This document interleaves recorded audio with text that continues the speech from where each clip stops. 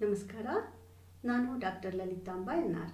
ಪ್ರೀತಿಯ ವಿದ್ಯಾರ್ಥಿಗಳೇ, ಇವತ್ತು ನಾನು ನಿಮಗೆ ಸರಜು ಕಾಟ್ಕರ್ ಅವರ ದೇವದಾಸಿ ಕವಿತೆಯನ್ನು ಕುರಿತು ತಿಳಿಸಿಕೊಡ್ತೇನೆ. ಮೊದಲಿಗೆ ಈ ಕವಿತೆಯನ್ನು ರಚಿಸಿರುವ ಸರಜು ಕಾಟ್ಕರ್ ಅವರ ಪರಿಚಯವನ್ನು ಮಾಡಿಕೊಳ್ಳೋಣ. ದೇವದಾಸಿ ಕವಿತೆ ಒಂದು ಸಾಮಾಜಿಕ ಭಾರತೀಯ ಒಂದು ಪರಿಸ್ಥಿತಿಯಲ್ಲಿ ಸ್ತ್ರೀಯೊಬ್ಬಳ ಬದುಕು ಯಾವ ರೀತಿ ಇದೆ ಅನ್ನುವಂಥದ್ದನ್ನು 3 ಚಿತ್ರಗಳ ಮೂಲಕ ಕೊಡ್ತಾ ಹೋಗ್ತಾರೆ. ಭಾರತದಲ್ಲಿ ಮಹಿಳೆಯನ್ನ ಬಹಳ ವಿಶೇಷವಾಗಿ ಗೌರವಿಸಲಾಗುತ್ತೆ. ತಾಯಿ, ಮಾತೆ, ಶಕ್ತಿ ಸ್ವರೂಪಿಣಿ, ಭೂಮಿ ತಾಯಿಗೆ ಹೋಲಿಸಲಾಗುತ್ತೆ. ಮಹಾಮಾತೆ ಅಂತ ಹೇಳಿ ಕರೆಯಲಾಗುತ್ತೆ. ಆದರೆ ಒಂದು ಕಡೆ ಪೂಜಿಸಲ್ಪಡುವಂತಹ ಮಾತೃದೇವತಾ ಆರಾಧನೆಯ ಸಂಸ್ಕೃತಿಯನ್ನು ಇಟ್ಕೊಂಡಿರುವಂತಹ ಈ ಭಾರತ, ಇದೇ ಭಾರತದಲ್ಲಿ ನಿಜವಾಗಿಯೂ ಅವಳ ಪರಿಸ್ಥಿತಿ ಹೇಗಿದೆ ಅನ್ನುವುದನ್ನು ಬಹಳ ವಿಶೇಷವಾಗಿ ಈ ಕವಿತೆಯ 3 ವಿಭಿನ್ನ ಚಿತ್ರಗಳು ನಮಗೆ ಕೊಡ್ತಾ ಹೋಗುತ್ತೆ. ಈ ಒಂದು ಕವಿತೆಯನ್ನು ನಾವು ನೋಡುವಾಗ ಕಾಟ್ಕರ್ ಅವರ ಪರಿಚಯವನ್ನು ಮಾಡಿಕೊಳ್ತಾ ಅವರ ಸಾಹಿತ್ಯದ ಒಂದು ಕೃಷಿ ಹಾಗೂ ಅವರ ಕವಿತೆಗಳಲ್ಲಿ ಕಂಡುಬರುವಂಥ ಒಂದು ಸಾಮಾಜಿಕ ಒಂದು ಚಿಂತನೆಗಳು, ಒಂದು ಸಮಾಜದಲ್ಲಿ ಬದಲಾವಣೆ ಬೇಕು ಅನ್ನುವಂಥ ಒಂದು ಆಶಯ ಅವರ ಕವಿತೆಗಳಲ್ಲಿ ಕಂಡುಬರೋದನ್ನು ಗಮನಿಸ್ತೇವೆ.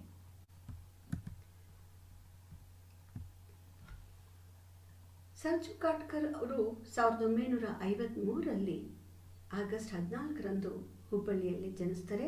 ಮರಾಠಿ ಮತ್ತು ದಲಿತ ಸಾಹಿತ್ಯ ಕುರಿತು ಒಂದು ಕರ್ನಾಟಕದ ವಿಶ್ವವಿದ್ಯಾಲಯ ಧಾರವಾಡದಿಂದ ಅವರು PhD ಪದವಿಯನ್ನು ಪಡ್ಕೊಳ್ತಾರೆ.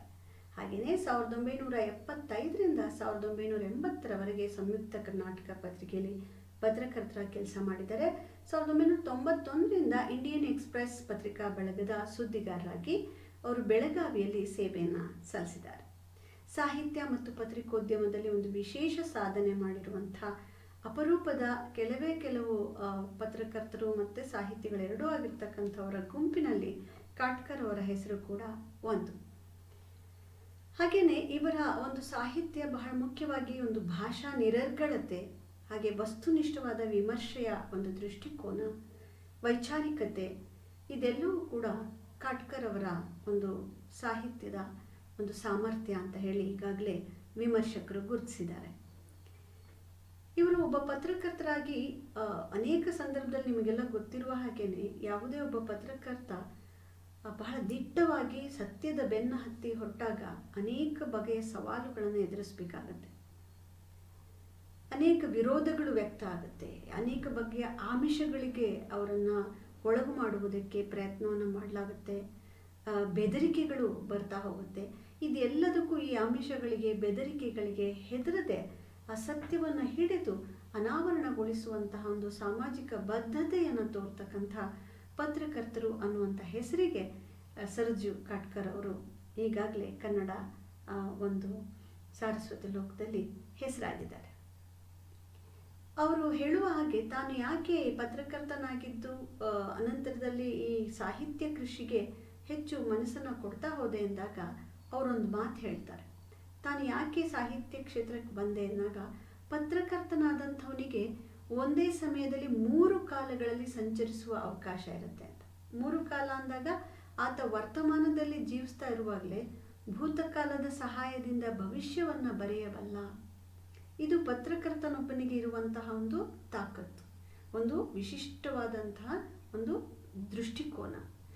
ಈ ಸತ್ಯ ಅರಿತುಕೊಂಡಂತಹ ನಾನು, ಅಂದರೆ ಒಬ್ಬ ಪತ್ರಕರ್ತ ಹೇಗೆ ವರ್ತಮಾನ, ಭೂತ ಮತ್ತು ಭವಿಷ್ಯಗಳ ನಡುವೆ ಒಂದು ಕೊಂಡಿಯನ್ನು ಕಂಡುಕೊಳ್ಳಬಲ್ಲ, ಆ ಒಂದು ಸೂಕ್ಷ್ಮ ಸಾಮರ್ಥ್ಯ ಇರುವ ಪತ್ರಕರ್ತನಿಗೆ ಖಂಡಿತವಾಗಿಯೂ ಸೃಜನಶೀಲ ಸಾಹಿತ್ಯವನ್ನು ಬರೆಯಬಲ್ಲ ಅವನು ಅನ್ನುವಂಥದ್ದು ಅವ್ರಿಗೆ ಅರಿವಾದಾಗ ಅವ್ರು ಹೇಳ್ತಾರೆ, ನಾನು ಸೃಜನಶೀಲ ಸಾಹಿತ್ಯಕ್ಕೆ ಆ ಕಾರಣಕ್ಕೆ ಈ ಸತ್ಯ ಅರಿತುಕೊಂಡ ಮೇಲೆ ಇಳಿದಿದ್ದೇನೆ ನಾನು ಅಂತ ಹೇಳಿ ಹೇಳ್ತಾರೆ.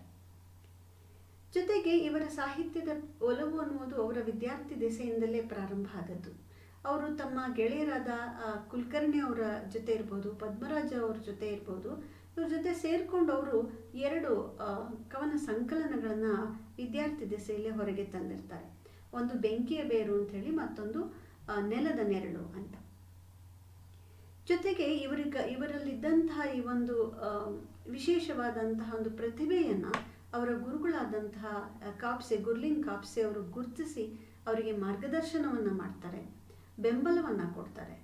ಕಾಲೇಜು ದಿನಗಳಲ್ಲಿಯೇ ಕಾಟ್ಕರ್ ಅವರು ಈ ಜಯಪ್ರಕಾಶ್ ನಾರಾಯಣ್ ಅವರ, ರಾಮ್ ಮನೋಹರ ಲೋಹಿಯಾ ಅವರ, ಅಂಬೇಡ್ಕರ್, ಗಾಂಧಿ, ಈ ಥರ ಭಾರತದ ವಿಭಿನ್ನ ಚಿಂತಕರು ಯಾರಿದ್ದಾರೆ ಇಂಥವರೆಲ್ಲರ ಚಿಂತನೆಯನ್ನು ಓದ್ದವರು, ಜೊತೆಗೆ ಈ JP ಅವರ, ರಾಮ್ ಮನೋಹರ ಲೋಹಿಯಾ ಅವರ ಚಿಂತನೆಗಳಿಂದ ಹೆಚ್ಚು ಪ್ರಭಾವಿತರಾದಂಥವ್ರು. ಹಾಗಾಗಿ ಒಂದು ಬಂಡಾಯದ ಒಂದು ಸಣ್ಣ ಕಿಚ್ಚು ಆ ಎಳವೆಯಿಂದಲೇ, ವಿದ್ಯಾರ್ಥಿ ದೆಸೆಯಿಂದಲೇ ಕಾಟ್ಕರ್ ಅವರಲ್ಲಿ ಮನೆ ಮಾಡ್ತು. ಆಗಲೇ ಅದಕ್ಕೆ ಒಂದು ರೀತಿಯ ತಳಪಾಯ, ಅವರ ಹೃದಯದ ಒಳಗಡೆಗೆ ಆ ಪ್ರತಿಭೆ, ಸಾಮಾಜಿಕ ಬದ್ಧತೆ, ಸೃಜನಶೀಲ ಶಕ್ತಿ ಮತ್ತು ಸಾಮಾಜಿಕ ಬದ್ಧತೆ ಎರಡೂ ಕೂಡ ಆಗ್ಲಿಂದಲೇ ಅದು ಮೊಳಕೆ ಒಡೆದಿರೋದನ್ನು ನಾವು ಗುರುತಿಸ್ಬೋದಾಗತ್ತೆ. ಹಾಗಾಗಿ ಕಾಟ್ಕರ್ ಅವರ ಮೊದಲು ಬರೆದಂತಹ ಅವರ ಕವನಗಳಲ್ಲಿ ಆ ರೀತಿಯ ಒಂದು ಸಾಮಾಜಿಕವಾದಂತಹ ಒಂದು ನ್ಯಾಯದ ಕಡೆಗೆ ತುಡಿಯುವಂತಹ ಒಂದು ಮುಕ್ತವಾದ ಧ್ವನಿ ಅಲ್ಲಿ ಕಾಣಿಸುತ್ತೆ ಅಂತ ಹೇಳಿ ನಾವು ಹೇಳ್ಬೋದು. ಜೊತೆಗೆ ಅವರು ಬರೆದಂತಹ ಹಸಿದ ನೆಲ ಅನ್ನುವಂತಹ ಒಂದು ಅವರ ಸ್ವತಂತ್ರವಾಗಿ ಅವರು ಪ್ರಕಟ ಮಾಡಿದಂತಹ ಕವನ ಸಂಕಲನ ಏನಿದೆ, ಅದರಲ್ಲಿ ಅವ್ರನ್ನ ಒಂದು ಭರವಸೆಯ ಕವಿ ಅಂತ ಹೇಳಿ ಕನ್ನಡ ಸಾರಸ್ವತ ಲೋಕ ಗುರುತಿಸ್ತಾ ಹೋಯಿತು. ಏಕೆಂದರೆ ಅಲ್ಲಿನ ಅನೇಕ ಕೃತಿಗಳ ಒಳಗಡೆಗೆ ಆ ಒಂದು ಬಂಡಾಯದ ಮನೋಭಾವ, ಜೊತೆಗೆ ಸಮಾಜದಲ್ಲಿ ಒಂದು ಹೊಸ ಪಲ್ಲಟವನ್ನು ತರಬೇಕು ಅನ್ನುವಂಥದ್ದು, ಸಾಮಾಜಿಕವಾದ ಅನೇಕ ಬಗೆಯ ತಲ್ಲಣಗಳಿಗೆ ಸ್ಪಂದಿಸುವಂತಹ ಒಂದು ಗುಣ ಅವರ ಕವಿತೆಗಳಿರೋದನ್ನು ಕನ್ನಡದ ವಿಮರ್ಶಕರು ಗುರುತಿಸ್ತಾ ಹೋಗ್ತಾರೆ. ಸರ್ಜು ಕಾಟ್ಕರ್ ಅವರು ಅನೇಕ ಕೃತಿಗಳನ್ನು ಬರೆದಿದ್ದಾರೆ. ಅವರು ವೃತ್ತಿಯಲ್ಲಿ ಪತ್ರಕರ್ತರಾಗಿದ್ದರೂ ಕೂಡ ಅವರಿಗೆ ಅನೇಕ ಕಾವ್ಯ ಸಂಕಲನಗಳನ್ನು, ಕಥೆಯನ್ನು, ಕಾದಂಬರಿಗಳನ್ನು ಬರೆದಿದ್ದಾರೆ. ಅವರು ಒಟ್ಟು ಸುಮಾರು 9 ಕಾವ್ಯ ಸಂಕಲನಗಳನ್ನು ತಂದಿದ್ದಾರೆ, 1 ಕಾದಂಬರಿಯನ್ನು ತಗೊಂಡು ಬಂದಿದ್ದಾರೆ, ಹಾಗೆ 5 ವೈಚಾರಿಕ ಕೃತಿಗಳು ಬಂದಿವೆ, 1 ನಾಟಕ ಮತ್ತು 1 ಪ್ರವಾಸ ಕಥನ ಹಾಗೂ 3 ಅನುವಾದ ಕೃತಿಗಳನ್ನು ಅವರು ಪ್ರಕಟಿಸಿದ್ದಾರೆ. ಮರಾಠಿ ಸಾಹಿತ್ಯದ ಆಳವಾದ ಅಧ್ಯಯನವನ್ನು ಮಾಡಿರೋದ್ರಿಂದ ಮರಾಠಿಯಿಂದ ಅವರಿಗೆ ಇಷ್ಟವಾದ ಅನೇಕ ಸಾಹಿತ್ಯದ ಒಂದು ಸಾಕಷ್ಟು ಕವಿತೆಗಳನ್ನು, ಜೊತೆಗೆ ಲೇಖನಗಳನ್ನು ಕನ್ನಡಕ್ಕೆ ಅವರು ಅನುವಾದಿಸಿ ಕೊಟ್ಟಿದ್ದಾರೆ. ಇವರ ಕೆಲವು ಕೃತಿಗಳನ್ನು ನಾವು ನೋಡೋದಾದರೆ, ನೆಲದ ನೆರಳು, ವಿಕ್ಷಿಪ್ತ, ಹಸಿದ ನೆಲ, ಸೂರ್ಯ, ಮ್ಯಾನಿಫೆಸ್ಟೋ ಇದು ಕಾವ್ಯ ಸಂಕಲನ, ಜೊತೆಗೆ ಏಕಾಂತದ ಮನುಷ್ಯ ಅನ್ನುವಂಥದ್ದು, ಹಸಿದ ನೆಲ ಈಗಾಗಲೇ ನಾನು ಹೇಳಿದ್ದೇನೆ, ಹಾಗೆ ಗಾಂಧಿ ಸಿಕ್ಕ, ಸೂರ್ಯ, ಅವ್ವ, ಇವೆಲ್ಲವೂ ಕೂಡ ಅವರ ಒಂದು ಕವಿತೆಗಳೇ. ಇಲ್ಲಿ ನಾನು ಸೂರ್ಯ ಮತ್ತು ಹಸಿದ ನೆಲ ಇಲ್ಲಿ 2 ಸತಿ ನಾನು ತೋರಿಸಿದ್ದೀನಿ, ಅದು 2 ಒಂದೇ ಕೃತಿಗಳು. ಗೌರಿಪುರ ಅನ್ನುವಂಥದ್ದು ಅವರ ಒಂದು ಬಹಳ ವಿಶಿಷ್ಟವಾದಂತಹ ಕಾದಂಬರಿಯಾಗಿದೆ. ಜೊತೆಗೆ ಶಿವಾಜಿ ಬಗೆಗೆ ಮತ್ತು ಏನು ಮರಾಠಿ ಕ್ಷೇತ್ರದಲ್ಲಿ, ಮರಾಠ ನೆಲದಲ್ಲಿ ಒಂದು ಹೊಸ ಆಂದೋಲನವನ್ನು ತರ್ತಕ್ಕಂತಹ, ಒಂದು ದಲಿತ ಮತ್ತು ಒಂದು ವೈಚಾರಿಕ ಚಿಂತನೆಯನ್ನು ತರ್ತಕ್ಕಂಥ ಅನೇಕ ಚಿಂತಕರನ್ನು ಮರಾಠಿ ನೆಲದಲ್ಲಿ ಕೆಲಸ ಮಾಡಿದಂತಹ ಸಮಾಜ ಸೇವಕರನ್ನು ಕುರಿತು ಅವರು ಅನೇಕ ಲೇಖನಗಳನ್ನು ಬರೆದಿದ್ದಾರೆ. ಸಾವಿತ್ರಿಬಾಯಿ ಫುಲೆ ಅವರಿಗೆ ಸಂಬಂಧಪಟ್ಟ ಹಾಗೆ ಅವರು ಬರೆದಂತಹ ಒಂದು ಕೃತಿ, ಹಾಗೆಯೇ ಈ ಒಂದು ಜುಲೈ 22 ಅಂತಕ್ಕಂಥದ್ದು ಏನಿದೆ 1947, ಇದು ಚಲನಚಿತ್ರ ಆಗಿರೋದನ್ನು ಕೂಡ ನಾವು ಗಮನಿಸ್ತಾ ಹೋಗ್ಬೋದಾಗತ್ತೆ. ಸಿನಿಮಾ ಆಗಿರುವಂತಹ ಅವರ ಕೃತಿಗಳು ಸಾವಿತ್ರಿಬಾಯಿ ಫುಲೆ ಮತ್ತು ಜುಲೈ 22, 1947. ಸಾವಿತ್ರಿಬಾಯಿ ಫುಲೆ ಅವರು ನಿಮಗೆಲ್ಲ ಗೊತ್ತಿರೋ ಹಾಗೇನೆ ಮಹಿಳೆಯರಿಗಾಗಿ ತುಡಿದಂಥ ಆರಂಭ ಕಾಲದಲ್ಲಿ ಒಂದು ವಿಧವೆಯರಿಗೆ ಯಾವಾಗ ಒಂದು ಸಹಗಮನ ಪದ್ಧತಿ ನಿರ್ಮೂಲನ ಮಾಡಿದಷ್ಟೇ ಸಾಲದು, ಅಂಥ ವಿಧವೆಯರಿಗೆ ಒಂದು ಪುನರ್ವಸತಿಯನ್ನು ಕಲ್ಪಿಸಿಕೊಡ್ಬೇಕು, ಅವರು ಬದುಕನ್ನು ಕಟ್ಕೊಳ್ಳೋಕ್ಕೆ ಅವಕಾಶ ಆಗಬೇಕು ಅನ್ನುವಂಥ ವಾಂಛೆಯಿಂದ ಸಾವಿತ್ರಿಬಾಯಿ ಫುಲೆ ಅವರು ಮೊಟ್ಟ ಮೊದಲಿಗೆ ಮಹಿಳೆಯರಿಗಾಗಿ ಶಾಲೆಯನ್ನು ತೆಗೆದವರು. ಅದಕ್ಕಾಗಿ ನಾನಾ ಬಗೆಯ ಅವಮಾನಗಳಿಗೆ ಅವರು ಒಳಗಾಗ್ತಾ ಹೋಗ್ತಾರೆ. ಅನೇಕರು ಅವರು ಶಾಲೆಗೆ ಅವರು ಹೋಗಬೇಕಾದಾಗ ಪಾಠ ಮಾಡೋದಕ್ಕೆ ಅಂಥೇಳಿ ಶಾಲೆಗೆ ಸಗಣಿಯನ್ನು ಅವ್ರ ಮೇಲೆ ಎಸಿತಾ ಇದ್ದದ್ದು ಉಂಟು ಅಂತ. ಅದಕ್ಕಾಗಿ ಅವರು ಹೋಗುವಾಗ ಅಲ್ಲಿ ಹೋದ್ಮೇಲೆ ಸೀರೆಯನ್ನು ಬದಲಾಯಿಸಿಕೊಂಡು ಅವರು ಪಾಠಗಳನ್ನು ಮಾಡ್ತಾ ಇದ್ರು ಅಥವಾ ಅದಕ್ಕೆ ಸೇವೆಯನ್ನು ಮಾಡ್ತಿದ್ರು. ಇದೆಲ್ಲ ಬಹಳ ಒಂದು ಕ್ರಾಂತಿಕಾರಿಯಾಗಿ ಒಂದು ಮಹಿಳೆಯರ ಬದುಕನ್ನು ಕಟ್ಟಿಕೊಡ್ಬೇಕು, ಹಸನಾದ ಬದುಕು ಅವರಿಗೂ ಸಿಗಬೇಕು ಅನ್ನುವಂಥ ವಾಂಛೆ ಇಟ್ಕೊಂಡು ಕೆಲಸ ಮಾಡಿದಂಥ ಸಾವಿತ್ರಿಬಾಯಿ ಫುಲೆ ಇವರ ಬಗೆಗೆ ಅವರ ಈ ಒಂದು ಕೃತಿ ಬಹಳ ಅದ್ಭುತವಾಗಿ ಬೆಳಕನ್ನು ಚೆಲ್ಲುತ್ತೆ. ಅದು ಕನ್ನಡದಲ್ಲಿ ಚಲನಚಿತ್ರ ಕೂಡ ಆಗಿದೆ. ಹಾಗೆ ಜುಲೈ 22, 1947 ಇದು ಒಂದು ರಾಷ್ಟ್ರಭಕ್ತಿ ಅಂದರೆ ಏನು ಅನ್ನುವುದನ್ನು ಬಹಳ ಅದ್ಭುತವಾಗಿ ಮನದಟ್ಟು ಮಾಡಿಕೊಡ್ತಕ್ಕಂಥ ಕೃತಿಯಾಗಿದೆ. ಅವರ ಸಾಹಿತ್ಯ ಕೃಷಿಯಲ್ಲಿ ಕಾವ್ಯ ಇದೆ, ಕಾವ್ಯದ ಅನುವಾದಗಳನ್ನು ಮಾಡಿದ್ದಾರೆ, ಕಾದಂಬರಿ, ನಾಟಕ, ಪ್ರವಾಸ ಕಥನ, ಮಹಾಪ್ರಬಂಧ, ಸಂಪಾದನೆ, ವೈಚಾರಿಕತೆ, ವ್ಯಕ್ತಿಚಿತ್ರ, ಕಥಾ ಸಂಕಲನ ಮುಂತಾದ ಒಂದು ಹಲವು ಪ್ರಕಾರಗಳಲ್ಲಿ ಇವರು ಕೈಯಾಡಿಸಿರೋದನ್ನ ನಾವು ನೋಡ್ಬೋದಾಗುತ್ತೆ. ಪತ್ರಕರ್ತರಾಗಿ ಮತ್ತು ಶಿವಾಜಿಯನ್ನು ಕುರಿತು ಅವರು ನಡೆಸಿದಂಥ ಸಂಶೋಧನೆ ಹಲವು ಹೊಸ ವಿಚಾರಗಳನ್ನ ಬೆಳಕಿಗೆ ಅವರು ತರೋದಕ್ಕೆ ಸಾಧ್ಯ ಆಗಿದೆ. ಪತ್ರಕರ್ತರಾಗಿ ಹಲವಾರು ಮಾನವೀಯವಾದಂಥ ಮತ್ತು ಒಂದು ಶೋಧನಾ ವರದಿಗಳನ್ನು ಅವರು ಪ್ರಕಟಿಸಿದ್ದಾರೆ. ಒಂದು ರೀತಿಯಲ್ಲಿ ಜನಪರವಾದ ಕಾಳಜಿಗಳು ಅವರ ಬರಹದಲ್ಲಿ ಇರ್ತಕ್ಕಂಥದ್ದನ್ನು ಗುರುತಿಸ್ಬೋದಾಗುತ್ತೆ. ಬಂಡಾಯ ಸಾಹಿತ್ಯದ ಸಂಘಟನೆಯಲ್ಲಿ ಇಟ್ಕೊಂಡು ಅಲ್ಲಿನ ಅನೇಕ ಮುಖ್ಯ ಕಾಳಜಿಗಳನ್ನು, ಬಂಡಾಯದ ಆ ಒಂದು ದೃಷ್ಟಿ ಧೋರಣೆಗಳನ್ನು ತಮ್ಮದಾಗಿಸ್ಕೊಳ್ತಾ ಸಕ್ರಿಯವಾಗಿ ಗುರುತಿಸ್ಕೊಂಡಂಥವರು ಕಾಟ್ಕರ್ ಅವರು. ಹಿಂದಿ, ಮರಾಠಿ ಮತ್ತು ಇಂಗ್ಲಿಷ್ ಭಾಷೆಗಳಲ್ಲಿನ ಹಲವಾರು ಪ್ರಮುಖ ಕೃತಿಗಳಲ್ಲಿರುವಂಥ ವಿಶೇಷತೆಯನ್ನು ಗಮನಿಸಿ ಅವುಗಳನ್ನು ಕನ್ನಡಕ್ಕೆ ಅನುವಾದ ಮಾಡಿ ಕೊಟ್ಟಿದ್ದಾರೆ. ಇವರು ಮಾಡಿರ್ತಕ್ಕಂಥ ಈ ಒಂದು ಪತ್ರಿಕೋದ್ಯಮ ಮತ್ತು ಸಾಹಿತ್ಯ ಕ್ಷೇತ್ರದ ಕೊಡುಗೆಗಾಗಿ ಅವರಿಗೆ ಹಲವಾರು ಪ್ರಶಸ್ತಿಗಳು, ಗೌರವಗಳು ಅರಸಿ ಬಂದಿವೆ. ಪ್ರಶಸ್ತಿಗಳಲ್ಲಿ GSS ಕಾವ್ಯ ಪ್ರಶಸ್ತಿ, ಕಾವ್ಯಾನಂದ ಪ್ರಶಸ್ತಿ, ಕನ್ನಡ ಸಾಹಿತ್ಯ ಅಕಾಡೆಮಿಯ ಗೌರವ ಪ್ರಶಸ್ತಿ 2003ರಲ್ಲಿ ಬಂದಿದೆ. ಹಾಗೆಯೇ ಕರ್ನಾಟಕ ರಾಜ್ಯೋತ್ಸವ ಪ್ರಶಸ್ತಿ 2007ರಲ್ಲಿ ಬಂದಿದೆ. ಬಸವರಾಜ ಕಟ್ಟಿಮನಿ ಪತ್ರಿಕೋದ್ಯಮ ಪ್ರಶಸ್ತಿ 2020ರಲ್ಲಿ ಅವ್ರಿಗೆ ಬಂದಿದೆ. 1988ರಿಂದ 1998ರವರೆಗೆ ಸುಮಾರು 10 ವರ್ಷಗಳ ಕಾಲ ಕರ್ನಾಟಕದ ಸಾಹಿತ್ಯ ಅಕಾಡೆಮಿಯ ಸದಸ್ಯರಾಗಿ ಅವರು ಸೇವೆಯನ್ನು ಸಲ್ಲಿಸಿದ್ದಾರೆ. ಇವೆಲ್ಲವೂ ಒಟ್ಟಿನಲ್ಲಿ ಅವರಿಗೆ ಒಲಿದು ಬಂದಿರತಕ್ಕಂತಹ ಪ್ರಶಸ್ತಿಗಳು ಮತ್ತು ಗೌರವಗಳಾಗಿದೆ. ಇನ್ನು ದೇವದಾಸಿ ಕವಿತೆಯನ್ನು ಕುರಿತು ನಾವು ನೋಡೋದಾದರೆ, ಈ ಒಂದು ದೇವದಾಸಿ ಕವಿತೆ ಹೆಸರೇ ಸೂಚಿಸ್ತಾ ಇದೆ, ನಮ್ಮ ಕನ್ನಡ ನಾಡಿನಲ್ಲಿ ಬಹಳವಾಗಿ ಮಹಿಳಾ ಬದುಕನ್ನು ಕಾಡ್ತಾ ಇರ್ತಕ್ಕಂಥ ಅನೇಕ ಅನಿಷ್ಟ ಪದ್ಧತಿಗಳು ಇರೋದು ನಿಮಗೆಲ್ಲ ಗೊತ್ತೇ ಇದೆ. ಅದು ಜೋಗಿತಿಯರ ಬದುಕು, ದೇವದಾಸಿಯರ ಬದುಕು, ಮಣಿ ಕಟ್ಟಿಸುವಂಥ ಕೆಲಸಗಳಿರಬಹುದು, ಅಥವಾ ಬೆತ್ತಲೆ ಸೇವೆಯನ್ನು ಮಾಡ್ತಕ್ಕಂಥದ್ದಿರಬಹುದು. ಹೀಗೆ ಚಂದ್ರಗುತ್ತಿಯ ಬೆತ್ತಲೆ ಸೇವೆಯ ಪ್ರಸಂಗಗಳು ಇವೆಲ್ಲ ನಿಮಗೆ ಗೊತ್ತಿರುವಂಥದ್ದು. ಇವತ್ತಿಗೂ ಕೂಡ ಈ ರೀತಿ ಒಂದು ಮಣಿ ಕಟ್ಟಿಸುವಂತಹ ಹುಲಿಗೆಮ್ಮ ಇರ್ಬೋದು, ಗಾಳೆಮ್ಮ ಇರಬಹುದು, ಅಥವಾ ಚಂದ್ರಗುತ್ತಿಯ ಎಲ್ಲವ್ವ ಇರಬಹುದು, ಈ ದೇವತೆಗಳ ಹೆಸರಿನಲ್ಲಿ ಬಸವಿ ಬಿಡ್ತಕ್ಕಂತಹ, ದೇವದಾಸಿಯನ್ನು ಮಾಡ್ತಕ್ಕಂಥ, ಅವಳನ್ನು ದೇವದಾಸಿ ಮಾಡಿ ಅನಂತರದಲ್ಲಿ ಸಿರಿವಂತರಾದಂಥವರು ತಮ್ಮ ಒಂದು ಅಂಕೆಯಲ್ಲಿ ಇಟ್ಕೊಂಡು ಅವರನ್ನು ಒಂದು ವೇಶ್ಯಾವಾಟಿಕೆಗೆ ದೂಡ್ತಕ್ಕಂಥ ಒಂದು ಅನಿಷ್ಟವಾದಂಥ ಪದ್ಧತಿ ನಮ್ಮ ಸಮಾಜದಲ್ಲಿದೆ.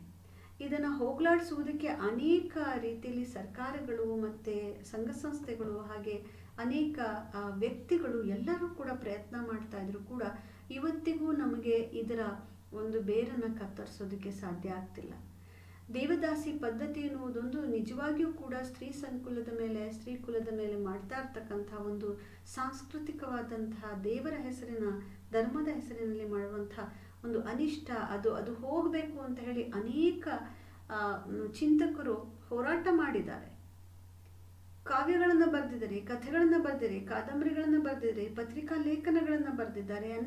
NGOಗಳು ಇಂಥವರನ್ನು ಸಂಪರ್ಕಿಸಿ ಅವರಲ್ಲಿ ಅರಿವು ಮೂಡಿಸುವ, ಪುನರ್ವಸತಿಯನ್ನು ಕಲ್ಪಿಸಿಕೊಡುವ ಕೆಲಸವನ್ನು ಮಾಡ್ತಾ ಇವೆ. ಅವರ ಬದುಕು ಹಸನಾಗಬೇಕು ಅಂತ ಹೇಳಿ ಆ ದೇವದಾಸಿ ವೃತ್ತಿಯನ್ನು ಬಿಟ್ಟು ಅವರು ಎಲ್ಲರ ಹಾಗೆ ಮುಖ್ಯವಾದ ವಾಹಿನಿಗೆ ಬರಬೇಕು ಅನ್ನುವಂಥ ನಿರಂತರ ಪ್ರಯತ್ನಗಳಾಗ್ತಾ ಇದ್ರು. ಇನ್ನೂ ಕೂಡ ನಮಗೆ ಇಂಥ ಒಂದು ಅನಿಷ್ಟ ಪದ್ಧತಿಯಿಂದ ಪೂರ್ಣವಾಗಿ ಮಹಿಳೆಯರನ್ನು ಬಿಡಿಸೋಕೆ ಸಾಧ್ಯ ಆಗ್ತಾ ಇಲ್ಲ.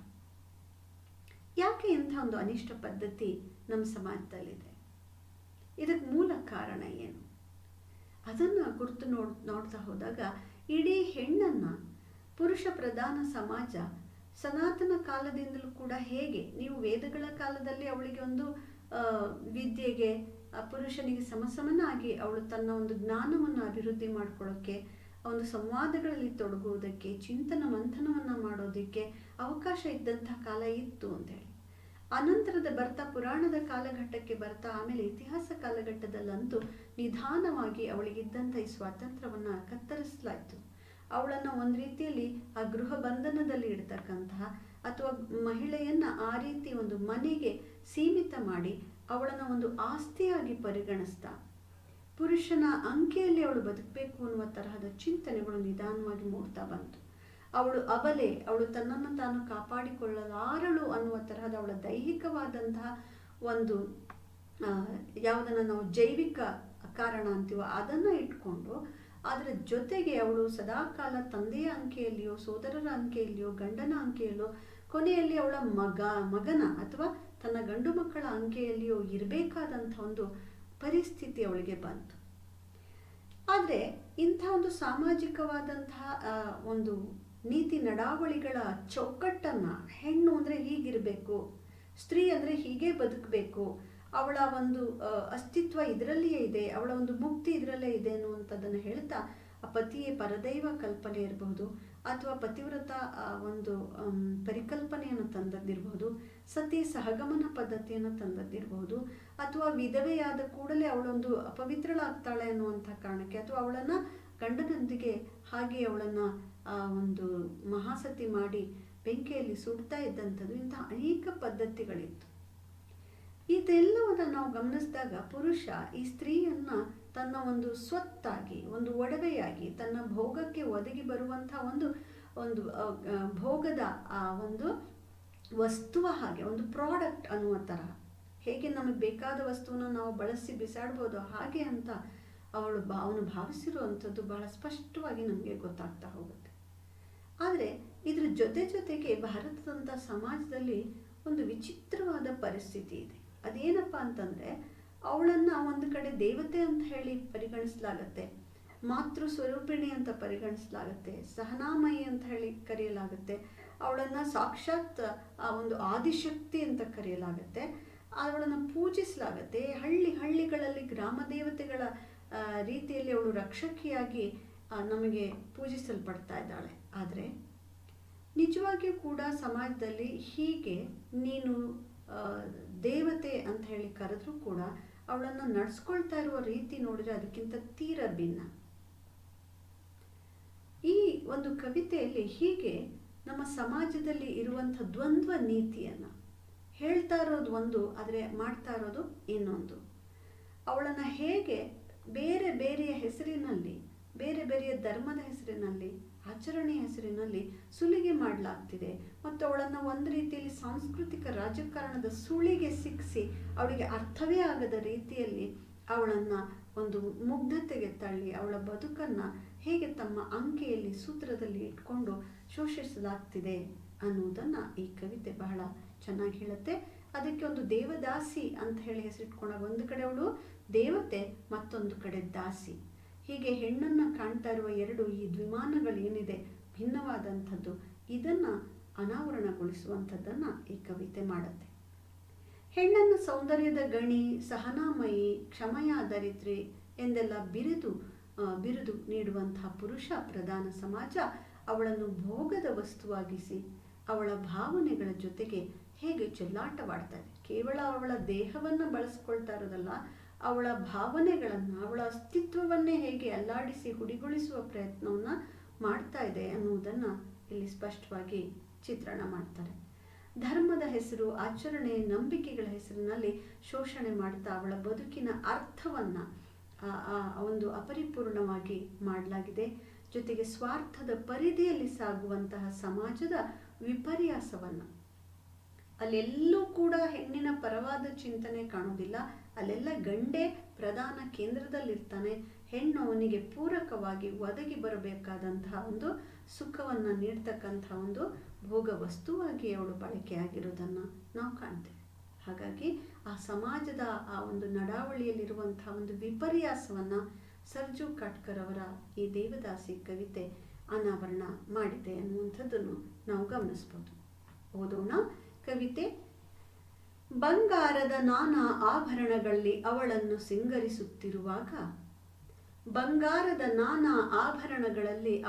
ಸಿಂಗರಿಸುತ್ತಿರುವಾಗ ಅವರೆಲ್ಲ ಹೇಳಿದರು, ಹೇ ಸ್ತ್ರೀ, ನೀನು ದೇವಿ, ನೀನೇ ಮಹಾದೇವಿ, ಚತುರ್ಭುಜ ಶಂಖ ಚಕ್ರ ಗದಾಧಾರಿಣಿ.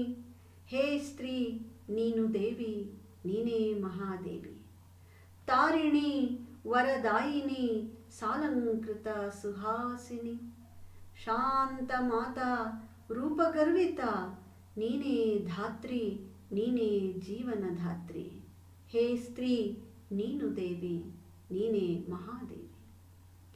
ನೋಡಿ, ಇಲ್ಲಿ ನಮ್ಮಲ್ಲಿ ಮಾತೃಪ್ರಧಾನ ಸಂಸ್ಕೃತಿ ನಮ್ಮದು. ಮೂಲತಃ ಸಿಂಧು ಬಯಲಿನ ನಾಗರಿಕತೆಯಿಂದ ನಮ್ಮದು ಮಾತೃಪ್ರಧಾನ ಸಂಸ್ಕೃತಿ. ಆ ತಾಯಿ ಅಂತಕ್ಕಂಥವಳು, ಮಾತೃ ಅಂತಕ್ಕಂಥವಳು ಕುಟುಂಬದ ಮುಖ್ಯಸ್ಥಳಾಗಿ ಆ ಜೀವವನ್ನು ಪೊರೆಯುವವಳಾಗಿ ಬಂದಂತಹ ಮೂಲ ಆ ಒಂದು ಅನಾದಿ ಸಂಸ್ಕೃತಿ ಏನಿದೆ, ಆ ಥರದ ಒಂದು ಆದಿಮ ಸಂಸ್ಕೃತಿ ಏನಿದೆ, ಅದನ್ನು ಮರೆತು ನಾವು ಪುರುಷ ಪ್ರಧಾನವಾದಂತಹ ಒಂದು ಭಿನ್ನವಾದಂತಹ ಒಂದು ಮಾತೃಪ್ರಧಾನ ಸಂಸ್ಕೃತಿಯನ್ನು ಸಂಪೂರ್ಣವಾಗಿ ನಾಶ ಮಾಡುವ ತರಹದಲ್ಲಿ ಪುರುಷ ಪ್ರಧಾನ ಸಂಸ್ಕೃತಿಯ ಒಂದು ತುಳಿತಕ್ಕೆ ಭಾರತ ಸಿಗ್ತಾ ಹೋಯಿತು. ನಿಧಾನವಾಗಿ ಈ ಮಾತೃ ಅಂತಕ್ಕಂಥವಳು ಏನಿದ್ಲು, ಅವಳ ತನ್ನ ಪ್ರಾಮುಖ್ಯತೆಯನ್ನು ಕಳ್ಕೊಳ್ತಾ ಆ ಪುರುಷ ಪ್ರಧಾನವಾದ ಚಿಂತನೆಯ ಆ ಒಂದು ಕೈಗೆ ಸಿಕ್ಕಿದ್ಲು. ಈ ಪದ್ಯ ಏನಿದೆ, ಈ ಪ್ರಾರಂಭದ ಮೊದಲ ಚಿತ್ರ ಇದು. ಈ ಚಿತ್ರದಲ್ಲಿ ಇರುವಂಥ ಎಲ್ಲ ಪದ್ಯದ ಸಾಲನ್ನು ನೀವು ಗಮನಿಸಿ. ಶಂಖ ಚಕ್ರ ಗದಾಧಾರಿಣಿ, ಚತುರ್ಭುಜ ಹೊಂದಿದವಳು, ಅವಳು ತಾರಿಣಿ, ಎಲ್ಲವನ್ನ ಧ್ವಂಸ ಮಾಡಿ ಹಾಕಬಹುದಾದಂಥವಳು, ಜೊತೆಗೆ ವರದಾಯಿನಿ ಕೂಡ. ಅವಳು ಕೃಪೆಯನ್ನು, ಕರುಣಾಮಯಿಯಾಗಿದ್ದಾಳೆ, ವರವನ್ನು ಕೊಡ್ತಕ್ಕಂಥವಳಾಗಿದ್ದಾಳೆ. ಜೊತೆಗೆ ಅವಳು ರೂಪಗರ್ವಿತ, ಅತ್ಯಂತ ಸುಂದರವಾಗಿದ್ದಾಳೆ. ಅವಳು ಕ್ಷಮೆ ಧರಿತ್ರಿ, ಎಲ್ಲವನ್ನ ಪುರಿತಾ ಇರುವಂತಹ ಈ ಆ ಒಂದು ವಸುಂಧರೆ, ಭೂಮಿ ತಾಯಿಗೆ ಸಮಾನಳಾಗಿದ್ದಾಳೆ. ಇದೆಲ್ಲ ನಮ್ಮಲ್ಲಿ ನಿಮಗೆ ಗೊತ್ತಿರ್ಬೋದು. ಯಾವುದನ್ನ ಲಲಿತಾ ಸಹಸ್ರನಾಮ ಅಥವಾ ದೇವಿ ಸ್ತುತಿಗಳು ಅಂತ ನಾವೇನು ಕರಿತೀವಿ, ದೇವಿ ಮಹಾತ್ಮೆ ಕಾವ್ಯ ಮತ್ತು ಪುರಾಣಗಳಿಂದೆ ಇಲ್ಲೆಲ್ಲ ನಾವು ಸ್ತ್ರೀಯನ್ನ ಚಿತ್ರಣ ಮಾಡಿರೋದು ಈ ತರಹ. ಇದು ನಮ್ಮ ಸಂಸ್ಕೃತಿ ಹೆಣ್ಣನ್ನ ಪರಿಭಾವಿಸಿರುವಂಥ ಕ್ರಮ, ಒಪ್ಕೊಳ್ಳೋಣ. ಅದನ್ನು ನಾವು ಪುರಾಣಗಳಲ್ಲಿ ಬರೆದಿದ್ದೇವೆ, ಅನೇಕ ಒಂದು ದೇವಿ ಮಹಾತ್ಮೆಗಳಲ್ಲಿ ಬರೆದಿದ್ದೇವೆ. ಹಾಗೇನೆ ಅನೇಕ ನಮ್ಮ ದೇವಿ ಸ್ತುತಿಗಳಲ್ಲಿ ನಾವು ಬರೀತೇವೆ. ಹಾಗೆ ದೇವಿಯ ಆರಾಧನೆಯನ್ನು ಮಾಡ್ತೇವೆ. ಒಂದೊಂದು ಗ್ರಾಮಗಳಲ್ಲೂ ಒಂದೊಂದು ದೇವಿ ಇದ್ದೇ ಇರ್ತಾಳೆ ನಾನಾ ಹೆಸರಿನಲ್ಲಿ. ಸರಿ, ಆದರೆ ಹೀಗೆ ಹೇಳಿದಂತಹ ಇದೇ ಸಂಸ್ಕೃತಿಯ ಪುರುಷ ಅವಳನ್ನು ಈ ರೀತಿ ದೇವಿಯಾಗಿ ಪೊರೆಯುವ ಆ ಒಂದು ಶಕ್ತಿಯಾಗಿ ನೋಡಿದ್ದಾನೆ, ಅವಳಿಗೆ ಸಿಗಬೇಕಾದ ಸ್ಥಾನಮಾನವನ್ನು ಕೊಟ್ಟಿದ್ದಾನೆ. ನಿಜವಾದಂತಹ ಒಂದು ಬದುಕಿನಲ್ಲಿ, ವಾಸ್ತವತೆಯಲ್ಲಿ ಇದೆಲ್ಲವೂ ಅವನು ಕೊಟ್ಟಿರುವಂಥ ಚಿತ್ರವೇ, ಇವೆಲ್ಲವೂ ಅವನು ಪರಿಭಾವಿಸಿರುವಂಥ ಕ್ರಮವೇ. ಆದರೆ ಈ ಪರಿಭಾವನೆಯನ್ನು ಅದನ್ನು ನಿಜವಾಗಿಯೂ ಕೂಡ ಸಾಕ್ಷಾತ್ಕಾರವಾಗಿ ಮಾಡಿದಾನೆ, ಅವನು ನಿಜವಾಗಿಯೂ ಅದನ್ನು ಕಾರ್ಯರೂಪಕ್ಕೆ ತಂದಿದ್ದಾನೆ, ಸ್ತ್ರೀಯನ್ನು ಹಾಗೆ ಗೌರವಿಸಿದ್ದಾನೆ ಅಂದರೆ ಇಲ್ಲ.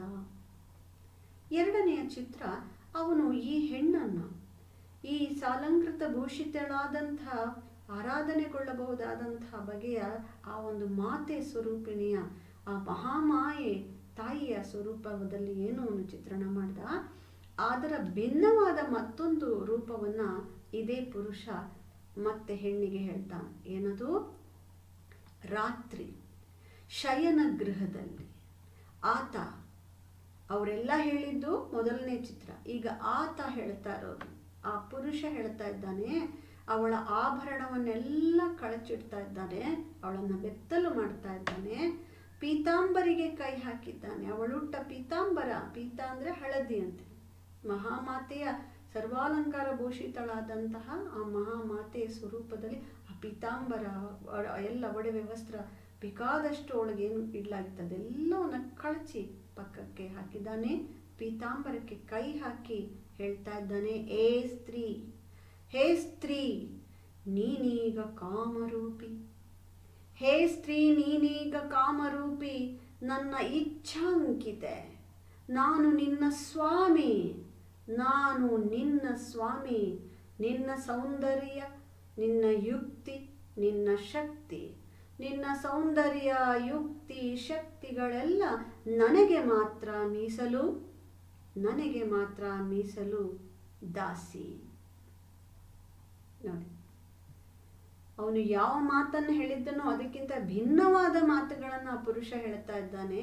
ಶಯನ ಗೃಹದಲ್ಲಿ ಹೇಗೆ ಅವಳನ್ನೊಂದು ಭೋಗ ವಸ್ತುವಾಗಿ ಈ ಸಮಾಜ ನೋಡ್ಲಾಗ್ತಿದೆ ಅನ್ನೋದಕ್ಕೆ ಅವಳನ್ನ ಬೆತ್ತಲು ಮಾಡ್ತಾ ಇದ್ದಾನೆ. ಹಾಗೆ ಬೆತ್ತಲು ಅನ್ನೋ ಪದವನ್ನು ನಾನಿಲ್ಲಿ ಅವಳ ಅಸ್ತಿತ್ವ ಅಂತಕ್ಕಂಥದ್ದೇನಿದೆ ಅದನ್ನು ಯಾವ ರೂಪವನ್ನು ಏನು ಅವನು ಕೊಟ್ಟಿರ್ತಾನೆ ಅದಕ್ಕಿಂತ ಬೇರೆಯದಾದ ರೂಪದಲ್ಲಿ ಅವನು ಅವಳನ್ನು ನೋಡ್ತಾ ಇದ್ದಾನೆ ಅನ್ನೋದಕ್ಕೋಸ್ಕರ ಆ ಮಾತನ್ನು ಹೇಳ್ತಾರೆ. ಆ ದೇವಿಯ ಸ್ವರೂಪದ ಎಲ್ಲವನ್ನ ಕಳಚಿ ಹಾಕಿ, ದೇವಿ ಸ್ವರೂಪದ ಮಾತೆಯ ತಾಯಿಯ ಮಹಾಶ್ರೇಷ್ಠವಾದಂತಹ ಶಕ್ತಿ ರೂಪಿಣಿಯಾದಂಥವಳು, ನೀನೇ ನಮ್ಮನ್ನು ಕಾಪಾಡ್ತಕ್ಕಂಥವಳು ಅನ್ನುವ ತರಹದ ಆ ಪೊರೆವ ಶಕ್ತಿ ಅಂತ ಹೇಳಿ ಏನು ಅವನು ಹೇಳಿದ್ದ, ಆ ರೂಪವನ್ನೆಲ್ಲ ಕಳಚಿ ಬಿಸಾಡಿದ್ದಾನೆ. ಆ ರೂಪವನ್ನೆಲ್ಲ ತೆಗೆದು ಹಾಕಿ ಹೊಸ ರೂಪವನ್ನು ಅವಳಿಗೆ ಕೊಡ್ತಾ ಇದ್ದಾನೆ. ಏನದು ಅಂತಂದರೆ, ನೀನು ನನ್ನ ದಾಸಿ, ನಾನು ನಿನ್ನ ಸ್ವಾಮಿ. ನಿನ್ನ ಸೌಂದರ್ಯ ಜೊತೆಗೆ ನಿನ್ನ ಶಕ್ತಿ ಜೊತೆಗೆ ನಿನ್ನ ಯುಕ್ತಿ ಎಲ್ಲವೂ ನನಗೆ ಮಾತ್ರ ಮೀಸಲು, ಅದು ನನ್ನ ಸ್ವತ್ತು. ಇಲ್ಲಿ ಗಮನಿಸಿ, ಹೇಗೆ ಸ್ತ್ರೀಯನ್ನ ತನ್ನ ಒಡವೆ ಅಂತ ಹೇಳಿ ಭಾವಿಸಲಾಗತ್ತೆ ಅಂತ. ನೀವು ಸಂಬಂಧ ಬಹಳ ಮುಖ್ಯವಾಗಿ ನಾವು ಇಡೀ ಒಂದು ಜಗತ್ತಿನ ಸ್ತ್ರೀಯರ ಪರಿಸ್ಥಿತಿಯನ್ನ ಕುರಿತಾಗಿ ಹೇಳುವಾಗ ಒಂದು ಕಡೆ ಮಾತೆಯಾಗಿ, ಇನ್ನೊಂದು ಕಡೆ ಪ್ರೇಯಸಿಯಾಗಿ, ಇನ್ನೊಂದು ಕಡೆ ಪತಿತೆಯಾಗಿ, ಅತ್ಯಂತ ಪವಿತ್ರಳಾದಂತಹ ಒಂದು ಗೌರವಾನ್ವಿತವಾದಂತಹ ಒಂದು ಮಾತೆಯ ಸ್ಥಾನದಲ್ಲಿ, ಮತ್ತೊಂದು ಕಡೆ ಅಪವಿತ್ರಳಾದ ಹೀನಳಾದಂತಹ ಒಂದು ಸೂಳೆ ಅಥವಾ ವೇಶ್ಯೆ ಅಥವಾ ಪತಿತೆ, ಆ ಥರದ ಸ್ಥಿತಿ. ಇನ್ನೊಂದು ಕಡೆ ಒಂದು ಪ್ರೇಯಸಿ. ಅಲ್ಲಿ ಪ್ರೇಯಸಿ ಎನ್ನುವಾಗ ಅವಳೊಂದು ಮಹಾಮಾಯೆಯಾಗಿ, ಪ್ರೇಯಸಿಯಾಗಿ ತನ್ನೆಲ್ಲ ವಾಂಛೆಗಳನ್ನು, ದೈಹಿಕ ಸುಖವನ್ನು, ತನ್ನ ಅಪೇಕ್ಷೆಗಳನ್ನು ಈಡೇರಿಸ್ತಕ್ಕಂಥವಳಾಗಿ ಪ್ರೇಯಸಿಯಾಗಿ ಈ ಮೂರು ಬಗೆಯ ಒಂದು ತ್ರಿಭುಜ, ಒಂದು ಟ್ರ್ಯಾಂಗಲ್ನಲ್ಲಿ ಹೆಣ್ಣನ್ನು ನೋಡಲಾಗುತ್ತೆ. ಅದನ್ನು ಇಡೀ ಬರೀ ಭಾರತ ಅಂತಲ್ಲ, ಇಡೀ ಪ್ರಪಂಚದಾದ್ಯಂತ ಈ ರೀತಿ ಹೆಣ್ಣನ್ನು ಪರಿಭಾವಿಸಿರುವ ಕ್ರಮವನ್ನು ಈಗಾಗಲೇ ಅಧ್ಯಯನವನ್ನು ಮಾಡಲಾಗಿದೆ. ಅಲ್ಲೆಲ್ಲ ನಮಗೆ ಒಂದು ಚಿತ್ರ ಮತ್ತೊಂದು ಚಿತ್ರಕ್ಕೆ ಸಂಬಂಧವಿಲ್ಲದ ಹಾಗೆ, ತನಗೆ ಯಾವಾಗ ಯಾವುದು ಬೇಕೋ ಹಾಗೆ ಅವಳನ್ನು ಬಳಸ್ಕೊಳ್ಳುವಂಥ ಕ್ರಮವನ್ನು ನಾವು ಗುರುತಿಸ್ತೇವೆ. ಇಲ್ಲಿ ಆ ಮಹಾಮಾತೆಯ ಪರಿಕಲ್ಪನೆಯನ್ನು ಸಂಪೂರ್ಣವಾಗಿ ಕಳಚಿ ಹಾಕಿ ಅವನು ಕೊಡ್ತಿರುವ ಹೊಸ ರೂಪ ಯಾವುದು ಅಂದರೆ, ಸ್ತ್ರೀಗೆ ಅದು ತನ್ನ ಕಾಮರೂಪಿಯಾಗಿ, ತನ್ನ ಕಾಮವನ್ನು ತಣಿಸ್ತಕ್ಕಂತಹ ಒಂದು ಸೌಂದರ್ಯವನ್ನು, ಶಕ್ತಿಯನ್ನು, ಯುಕ್ತಿಯನ್ನು ಅವನಿಗೆ ಅಧೀನಗೊಳಿಸ್ತಕ್ಕಂಥ, ಎಲ್ಲವನ್ನ ಅವನಿಗೆ ಸರ್ವ ಸಮರ್ಪಣೆ ಮಾಡ್ತಕ್ಕಂಥ ಒಬ್ಬ ದಾಸಿಯಾಗಿ, ಇಚ್ಛಾಂಕಿತೆಯಾಗಿ, ಅವನ ಇಚ್ಛೆಯನ್ನು ಹಿಡಿದು ನಡೆಯಬೇಕಾದವಳು, ಅವನ ಆಜ್ಞೆಯನ್ನು ತಲೆಯ ಮೇಲೆ ಹೊತ್ತು ನಡೆಸಬೇಕಾದಂಥ ದಾಸಿಯಾಗಿ ಅವಳನ್ನು ನಡೆಸ್ಕೋತಾಳೆ. ಹಾಗೆ ಅವನು ಹೇಳ್ತಾನೆ, ಏ ಸ್ತ್ರೀ ನೀನು ನನ್ನ ದಾಸಿ. ಇದು ಆ ಗಂಡಾಳಿಕೆಯ ಒಂದು ದಬಾಳಿಕೆಯ ಚಿತ್ರವನ್ನು ಕೊಡ್ತಾ, ಅವಳನ್ನು ಹೇಗೆ ಅಧೀನಗೊಳಿಸಲ, ಸರ್ವಶಕ್ತಳು ಎಂದು ಕರೆದ ಹೆಣ್ಣನ್ನೇ ಹೇಗೆ ಇಲ್ಲಿ ಒಂದು ನಿಶಕ್ತಳನ್ನಾಗಿ, ಒಂದು ರೀತಿಯಲ್ಲಿ ಅವಳನ್ನು ಅಬಲೆಯನ್ನಾಗಿ ಮಾಡುವ ಪ್ರಯತ್ನವನ್ನು ಮಾಡಲಾಯಿತು ಈ ಸಂಸ್ಕೃತಿಯಲ್ಲಿ ಎನ್ನುವುದನ್ನು ಇಲ್ಲಿ ಹೇಳ್ತಾರೆ. ಮುಂದಿನ ಒಂದು ಚಿತ್ರದಲ್ಲಿ, ಇದು ಮೂರನೆಯ ಚಿತ್ರ, ಇದು ಇನ್ನೂ ಭಿನ್ನವಾಗಿ ಬರ್ತಕ್ಕಂಥದ್ದು. ನೀನೀಗ ಬರೀ ದೇವದಾಸಿ. ಗಮನಿಸಿ, ಒಂದು ಪ್ರೇಯಸಿಯಾಗಿ ಹೆಣ್ಣಾಗಿ ತನ್ನ ಅಂಕೆಯಲ್ಲಿ ಇಟ್ಕೊಂಡು, ತನ್ನ ಮಡದಿಯಾಗಿ ತನ್ನ ಅಂಕೆಯಲ್ಲಿ ಇಟ್ಕೊಂಡು ನೋಡಿದ್ರೆ, ಇದು ಅದಕ್ಕಿಂತಲೂ ಮತ್ತಷ್ಟು ಹೀನವಾದಂಥ ಪರಿಸ್ಥಿತಿ ಇದೆ. ಅದು ದೇವದಾಸಿಯಾಗಿ, ಅಲ್ಲಿ ಅವಳು ಮಾತೆಯೂ ಅಲ್ಲ, ಅಥವಾ ತನ್ನ ಒಂದು ಕಾಮರೂಪಿಯಾಗಿ ತನ್ನಿಚ್ಛೆ ಸಲ್ಲಿಸುವಂಥ ಮನೆಯಲ್ಲಿನ ಮಡದಿ ಗರತಿಯೂ ಆಗಿಲ್ಲ. ಅವಳು ಈಗ ಏನಾಗಿದ್ದಾಳೆ ಅಂದರೆ, ಅವಳು ವೇಶ್ಯೆಯಾಗಿದ್ದಾಳೆ, ಪತಿತೆಯಾಗಿದ್ದಾಳೆ. ನೀನೀಗ ಬರಿದಾಸಿ ಅಲ್ಲ, ನೀನು ದೇವದಾಸಿ. ಕುಲಟೆ, ಜಾರಿಣಿ, ದುಡ್ಡಿಗಾಗಿ ಏನೂ ಮಾಡುವ ಸೂಳೆ ಎಂಬ ಶಬ್ದಗಳೇ ಕೇಳಿಸುತ್ತಿತ್ತು. ಮೊದಲ ಸಾಲಿನಲ್ಲಿ ನೀನು ಮಹಾ ಮಾಯೆ, ತಾಯಿ, ಶಕ್ತಿ ಸ್ವರೂಪಿಣಿ, ತಾರಿಣಿ, ವರದಾಯಿನಿ ಏನೆಲ್ಲ ಕೇಳ್ತಾ ಇತ್ತೋ, ಅದೇ ಸಂಸ್ಕೃತಿಯಲ್ಲಿಯೇ ಅದೇ ಹೆಣ್ಣಿಗೆ ಏನು ಕೇಳಿಸ್ತಿದೆ ದನಿ ಅಂದರೆ, ನೀನು ಬರೀ ದೇವದಾಸಿ, ದುಡ್ಡಿಗಾಗಿ ಮಾರ್ಕೊಳ್ಳೋಳು, ನೀನು ಸೂಳೆ, ನೀನು ಜಾರಿಣಿ, ನೀನು ಕುಲಟೆ ಎನ್ನುವಂತಹ ಮಾತು ಇವಾಗ ಕೇಳಿಸ್ತಾ ಇದೆ. ಇಲ್ಲಿ ನಾವು ಪರಿಭಾವಿಸಬೇಕಾಗಿರೋದು, ಈ ರೀತಿ ತಾಯಿಯಾಗಿ ಮಾಡಿದವನು ಅವನೇ, ಅಥವಾ ಮಹಾಶಕ್ತಿವಂತೆ ಅಂತ ಕರೆದವನು ಅವನೇ. ನನ್ನ ಇಚ್ಛಾ ಕಾಮರೂಪಿಯಾಗಿ ನೀನು ನನ್ನ ಇಚ್ಛೆಯನ್ನು ಸಲ್ಲಿಸುವಂಥ ನನ್ನ ದಾಸಿ ಅಂತ ಹೇಳಿದವನು ಅವನೇ, ಗಂಡಾಳಿಕೆಯ ದಬ್ಬಾಳಿಕೆಯಲ್ಲಿ. ಈಗ ಈ ಗರತಿತನವನ್ನ, ಮಾತೃತನವನ್ನ ಎರಡನ್ನ ದಾಟಿದ ಆಚೆಗೆ ಮತ್ತೆ ಅವಳನ್ನು ಬಳಸಿ ಬಿಸಾಡ್ತಕ್ಕಂತಹ, ಈ ವೇಶ್ಯಾವಾಟಿಕೆಗೆ ತಳ್ತಕ್ಕಂತಹ ದೇವದಾಸಿ ಪದ್ಧತಿಯ ಹೆಸರಿನಲ್ಲಿ ಅವಳನ್ನು ಯಾವ ಪುರುಷ ಬೇಕಾದರೂ ತನ್ನ ಒಂದು ಭೋಗಕ್ಕೆ ಬಳಸ್ಕೋಬಹುದು ಅನ್ನುವ ತರಹದ ಪದ್ಧತಿಗಳನ್ನು ಸೃಷ್ಟಿ ಮಾಡಿ, ಮಣಿಕಟ್ಟಿಸಿ ಅಂಥವಳನ್ನು ಒಂದು ಬೆಲೆವೆಣ್ಣಾಗಿ ಮಾಡಿ, ಈಗ ಹೇಳ್ತಾನೆ, ನೀನೊಬ್ಬ ವೇಶ್ಯನೇನು, ನೀನು ದುಡ್ಡಿಗೆ ಏನು ಬೇಕಾದ್ರೂ ಮಾಡ್ತೀಯ, ದುಡ್ಡಿಗೆ ದೇಹವನ್ನು ಮಾರ್ತಕ್ಕಂಥವಳು ನೀನೊಬ್ಬ ಬರೀ ದೇವದಾಸಿ ಅಂತ ಹೇಳಿ. ಆದರೆ ಅವಳನ್ನು ಸೂಳೆಯನ್ನಾಗಿ ಮಾಡಿದವನ್ಯಾರು? ದೇವದಾಸಿಯಾಗಿ ಅವಳನ್ನು ಮಾಡಿದವನ್ಯಾರು? ಊರ ಬಸವೆಯಾಗಿ ಅವಳನ್ನು ಬಿಡುವಂಥದ್ದರ ಹಿಂದೆ ಇರುವಂತಹ ಆ ಒಂದು ಶಕ್ತಿ ಯಾವುದು? ಅದೆಲ್ಲವೂ ಈ ಪುರುಷ ಪ್ರಧಾನ ಸಮಾಜದ ಮುಖವಾಡವೇ ಅಲ್ವೇ? ಈ ಮುಖವಾಡವನ್ನ ಒಂದು ಕಡೆ ಹೀಗೆ ಹೇಳುತ್ತಾ, ಇನ್ನೊಂದು ಕಡೆ ಹೀಗೆ ನಡೆಸ್ಕೊಳ್ತಾ, ಆ ಹೇಳ್ತಾ ಇರೋದು ಬೇರೆ, ನಡೆಸ್ಕೊಳ್ತಾ ಇರೋದು ಬೇರೆ, ಕೊನೆಗೆ ಅವಳನ್ನು ಬಳಸಿ ಬಿಸಾಡುವಂತಹ ಅವನ ಒಂದು ನಡಾವಳಿಯನ್ನ ಇಲ್ಲಿ ಕೊನೆಯ ಚಿತ್ರ ನಮಗೆ ಹೇಳ್ತಾ ಇದೆ. ಇಲ್ಲಿ ಹೆಣ್ಣನ್ನು ತನ್ನ ಕಾಮಕ್ಕೆ ಬಳಸಿ ಅನಂತರದಲ್ಲಿ ನೋಡಿ, ಒಂದು ಹೆಣ್ಣು ತನ್ನಷ್ಟಕ್ಕೆ ತಾನು ವೇಶ್ಯ ಆಗೋಕ್ಕಾಗಲಿ ಅಥವಾ ದೇವದಾಸಿ ಆಗೋಕ್ಕಾಗಲಿ ಸಾಧ್ಯ ಇಲ್ಲ. ಆ ಪುರುಷನೆಂಬುವವನು ಅಲ್ಲಿ ಇದ್ದೇ ಇರ್ತಾನೆ. ತನಗೆ ತನ್ನ ದೇಹದ ಅಪೇಕ್ಷೆಗಳಿಗೆ ವೇಶ್ಯೊಬ್ಬಳನ್ನ ಮಾಡ್ತಕ್ಕಂತಹ, ವೇಶ್ಯರು ಇರಬೇಕು ಅಂತ ಹೇಳಿ ಸಮಾಜ ಭಾವಿಸ್ತಕ್ಕಂಥದ್ದನ್ನು ನಾವು ನೋಡ್ತಾ ಹೋಗ್ತೀವಿ. ಸ್ತ್ರೀ ಅಂತಕ್ಕಂಥವಳು ಏನಿದೆ, ಒಟ್ಟಿನಲ್ಲಿ ಎಲ್ಲ ಹಂತದಲ್ಲಿಯೂ ಕೂಡ ಅವನು ಕೊಟ್ಟ ರೂಪದಲ್ಲಿ ಬದುಕಬೇಕು, ಅವನು ಕೊಟ್ಟ ಚೌಕಟ್ಟಿನಲ್ಲೇ ತನ್ನನ್ನು ಇಟ್ಕೊಂಡು ಬದುಕಬೇಕು. ಅದರಾಚೆಗೆ ಅವಳ ಯಾವುದೇ ಅಸ್ತಿತ್ವ ಅನ್ನೋದು ಇಲ್ಲ.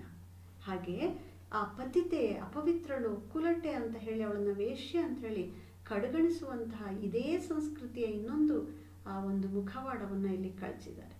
ಭಾರತೀಯ ಸಂಸ್ಕೃತಿಯಲ್ಲಿ ಹೆಣ್ಣಿನ ಬಗೆಗೆ ಇರುವಂತಹ ಪುರುಷ ದೃಷ್ಟಿಕೋನದ ದ್ವಂದ್ವ ನೀತಿಗಳನ್ನು, ಆ ಪುರುಷನ ದ್ವಂದ್ವ ಮುಖವಾಡಗಳು, ಅನೇಕ ಮುಖವಾಡಗಳಿದೆ ಅವನಿಗೆ, ಅದನ್ನು ಸಂಸ್ಕೃತಿ ಹೆಸರಿನಲ್ಲಿ ಧರ್ಮ, ಆಚರಣೆ, ದೇವರು ಇತ್ಯಾದಿ ನೆಪ ಹಾಕ್ಕೊಂಡು ಅವಳ ಮೇಲೆ ಆಗ್ತಾ ಇರುವಂತಹ ಒಂದು ದೌರ್ಜನ್ಯವನ್ನು ಇಲ್ಲಿ ವಿಡಂಬಿಸಲಾಗಿದೆ. ಈ ಕವಿತೆ ಬರೀ ಇವತ್ತಿನ ಪರಿಸ್ಥಿತಿ ಹೇಳ್ತಿಲ್ಲ. ಇಂಥದ್ದೊಂದು ಹೆಣ್ಣನ್ನು ನೋಡ್ಕೊಳ್ತಾ ಇರುವ ಕ್ರಮ ಇವತ್ತಿಂದಷ್ಟೇ ಅಲ್ಲ, ಅದು ಶತಶತಮಾನಗಳಿಂದಲೂ ಕೂಡ ಮುಂದುವರೆದಿರ್ತಕ್ಕಂತಹ ಭಾರತದ ಒಂದು ಧಾರ್ಮಿಕ ವ್ಯವಸ್ಥೆ, ಸಾಮಾಜಿಕ ವ್ಯವಸ್ಥೆಯ ಒಳಗಡೆ ಇರ್ತಕ್ಕಂತಹ ಒಂದು ಸಾಂಸ್ಕೃತಿಕ ಪುರುಷ ಪ್ರಧಾನ ಸಂಸ್ಕೃತಿಯ ಒಂದು ರಾಜಕಾರಣವನ್ನು, ಆ ರಾಜಕಾರಣದ ಸಾಂಸ್ಕೃತಿಕ ರಾಜಕಾರಣದ ಸುಳಿಗೆ ಸಿಕ್ಕಾಕೊಂಡು ನರಳ್ತಾ ಇರ್ತಕ್ಕಂತಹ ಒಂದು ಹೆಣ್ಣಿನ ಪರಿಸ್ಥಿತಿಯನ್ನು ಮಾತೆ ಅಂತ ಕರೆಸ್ಕೊಂಡು ಉಬ್ಬಿಸಿ ಅವಳನ್ನು ತನ್ನ ಒಂದು ಏನು ಬೇಕೋ ಅದನ್ನು ಸಾಧಿಸ್ಕೊಳ್ತಕ್ಕಂಥವು. ನೀನು ಹಾಗೆ, ನೀನು ಹೀಗೆ, ನೀನು ಕ್ಷಮೆಯಾ ದರಿದ್ರಿ. ನಿಮ್ಗೆ ಗೊತ್ತಿದೆಯಲ್ಲ ಹೇಗಿರಬೇಕು ಅಂತಂದರೆ, ಅವಳು ಭೂಮಿಯಷ್ಟು ಸಹನಾಮಯಿಯಾಗಿರಬೇಕು, ರಂಭೆಯಂತೆ ಅವಳು ಅವನಿಗೆ ಕಾಮವನ್ನು ತಣಿಸ್ತಕ್ಕಂತಹ ವಿಷಯಾಗಿರಬೇಕು, ಮಂತ್ರಿಯ ಹಾಗೆ ಸಲಹೆ ಕೊಡುವವಳಾಗಿರಬೇಕು, ಹಾಗಿರಬೇಕು, ಹೀಗಿರಬೇಕು. ಕೊನೆಗೆ ಯಾವ ರೀತಿ ತನಗೆ ಏನೇನು ಬೇಕು, ಯಾವ್ಯಾವ ರೀತಿಯಲ್ಲಿ ಆ ಹೆಣ್ಣು ಒದಗಬಹುದು ಎಲ್ಲವನ್ನ ಒದಗಿಸ್ಕೊಂಡು, ಆದರೆ ಅವಳ ಅಸ್ತಿತ್ವವನ್ನು ಮಾತ್ರ ಶೂನ್ಯ ಮಾಡುವ, ಹುಡಿಗೊಳಿಸುವಂತಹ ಈ ಒಂದು ಸಮಾಜದ ಈ ಒಂದು ಸುಳಿಯನ್ನು, ಆ ಸುಳಿಯಲ್ಲಿ ಸಿಕ್ಕಿ ನರಳುತ್ತಿರುವಂತಹ ಹೆಣ್ಣಿನ ಚಿತ್ರವನ್ನು ಈ ಪದ್ಯ ತೆರೆದಿಟ್ಟಿದೆ ಅಂತ ಹೇಳ್ಬೋದು. 3 ಚಿತ್ರಗಳು ನಮ್ಮ ದೇಶದ, ನಮ್ಮ ಸಂಸ್ಕೃತಿಯ ಹೆಣ್ಣನ್ನು ನಡೆಸ್ಕೊಳ್ತಾ ಇರುವಂಥ ಕ್ರಮಕ್ಕೆ ಹಿಡಿದಿರುವ ಒಂದು ಕನ್ನಡಿಯ ಹಾಗೆ 3 ಚಿತ್ರಗಳು ಕೂಡ ಕಾಣಿಸ್ತಾ ಇವೆ. ಒಟ್ಟಿನಲ್ಲಿ ಸರ್ಜು ಕಾಟ್ಕರ್ ಅವರ ಈ ದೇವದಾಸಿಯ ತರಹದ ಕವಿತೆಗಳು ಅಥವಾ ಇನ್ನು ಬೇರೆ ಬೇರೆ ಅವರ ಕವಿತೆಗಳನ್ನು ಓದುವಾಗ ಒಂದು ಮುಖ್ಯ ಆಗುತ್ತೆ, ಒಂದು ಸಾಮಾಜಿಕ ಬದ್ಧತೆ, ಸಮಾಜದಲ್ಲಿರುವಂಥ ಅನೇಕ ಅನಿಷ್ಟಗಳು, ಒಂದು ಕೃತ್ರಿಮವಾದಂತಹ ನಡಾವಳಿಗಳು ಬದಲಾಗಬೇಕು ಅನ್ನುವಂಥ ಒಂದು ಆಶಯ ಅವರ ಕವಿತೆಗಳಲ್ಲಿ ಒಂದು ಅಭಿವ್ಯಕ್ತ ಆಗುತ್ತೆ. ಸುತ್ತಮುತ್ತ ಇರ್ತಕ್ಕಂಥ ಒಂದು ಪರಿಸರ ಹಾಗೂ ಸಾಮಾಜಿಕ ಜೀವನದಲ್ಲಿರ್ತಕ್ಕಂಥ ಅದರ ವಿವಿಧ ಮುಖಗಳ ಕಡೆಗೆ ಸದಾಕಾಲ ಕಾಟ್ಕರರವರ ಕವಿತೆಗಳು ಕಣ್ಹಾಯಿಸತ್ವೆ. ಜೊತೆಗೆ ಅವರ ಕವಿತೆಗಳ ಒಳಗಡೆಗೆ ಇಂಥದ್ದೊಂದನ್ನು ಒಂದು ಪಲ್ಲಟಿಸುವ, ಒಂದು ಹೊಸ ಸಂಚಲನ ಮೂಡಿಸಬೇಕು ಅನ್ನುವಂಥ ಆಶಯ, ಒಂದು ಬದಲಾವಣೆಯನ್ನು ಬಯಸುವಂಥ ಹಂಬಲ ಆ ಕವಿತೆಗಳಲ್ಲಿ ಕಾಣುತ್ತೆ. ಕಾಟ್ಕರ್ ಅವರ ಕವನಗಳಲ್ಲಿ ಒಂದು ಈ ರೀತಿಯ ಸಾಮಾಜಿಕ ತಲ್ಲಣಗಳಿಗೆ ಒಂದು ಮುಖಾಮುಖಿಯಾಗ್ತಕ್ಕಂಥ, ಅದರಲ್ಲೊಂದು ಹೊಸ ಬದಲಾವಣೆ ತರುವಂತಹ ಪ್ರೇರಣೆಯಾಗಬಹುದಾದಂಥ ಒಂದು ಧ್ವನಿ ಆ ಕವಿತೆಗಳಲ್ಲಿ ಕಂಡುಬರುತ್ತೆ. ನೇರ ಅಭಿವ್ಯಕ್ತಿಯ ಕವನಗಳಿದೆ. ಜೊತೆಗೆ ಪ್ರತಿಮೆಗಳನ್ನು, ಸಂಕೇತಗಳನ್ನು ಅವರು ಬಳಸ್ತಾ ಹೋಗ್ತಾರೆ.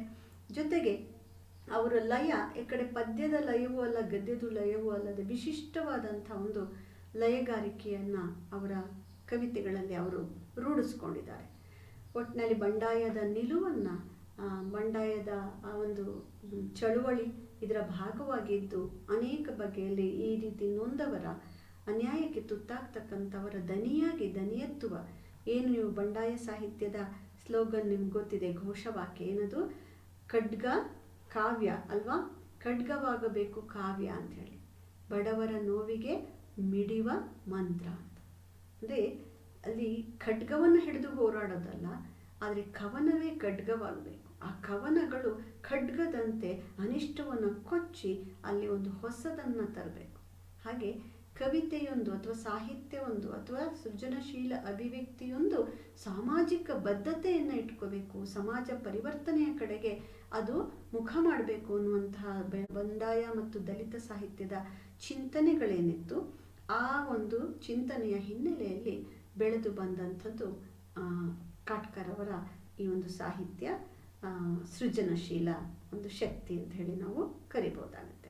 ಪ್ರೀತಿ ವಿದ್ಯಾರ್ಥಿಗಳೇ, ದೇವದಾಸಿ ಕವಿತೆಯ ಒಂದು ವಿಶ್ಲೇಷಣೆಯನ್ನು ಮಾಡ್ತಾ ಸರ್ಜು ಕಾಟ್ಕರ್ ಅವರ ಒಂದು ಕವಿತೆಗಳಲ್ಲಿರುವಂಥ ಈ ಸಾಮಾಜಿಕ ಕಳಕಳಿಯನ್ನು, ಸ್ತ್ರೀಯರ ಪರವಾಗಿ ಸಮಾಜ ಒಂದು ಭಿನ್ನವಾದ ದೃಷ್ಟಿಯನ್ನು ಹೊಂದಬೇಕಾಗಿದೆ, ಅವಳಿಗೂ ತನ್ನದೇ ಆದಂಥ ಒಂದು ಅಸ್ತಿತ್ವ ಇದೆ, ಅವಳನ್ನು ಹೀಗೆ ಒಂದು ವಸ್ತುವಿನ ಹಾಗೆ, ಒಂದು ಪ್ರಾಡಕ್ಟ್ ತರಹ, ಒಂದು ಭೋಗ ವಸ್ತುವಿನ ಹಾಗೆ ಬಳಸಿ ಬಿಸಾಡುವಂಥ ಒಂದು ಪರಿಸ್ಥಿತಿ ಹೋಗಬೇಕು ಅನ್ನುವಂಥದ್ದು, ಅದು ಬದಲಾಗಬೇಕು. ಅದು ಬದಲಾಗಬೇಕಾದ್ರೆ ಆ ಒಂದು ನಮ್ಮ ಗಂಡಾಳಿಕೆಯ ಮನೋಬುದ್ಧಿ ಏನಿದೆಯಲ್ಲ, ಅದು ನಾನು ನನಗಾಗಿಯೇ ಒಂದು ಹೆಣ್ಣು ಇದ್ದಾಳೆ ಎನ್ನುವ ತರಹದ ಮನೋಭಾವ ಏನಿದೆಯಲ್ಲ, ಆ ದೃಷ್ಟಿಕೋನ ಏನಿದೆಯಲ್ಲ, ಅದು ಬದಲಾಗಬೇಕಾಗಿದೆ.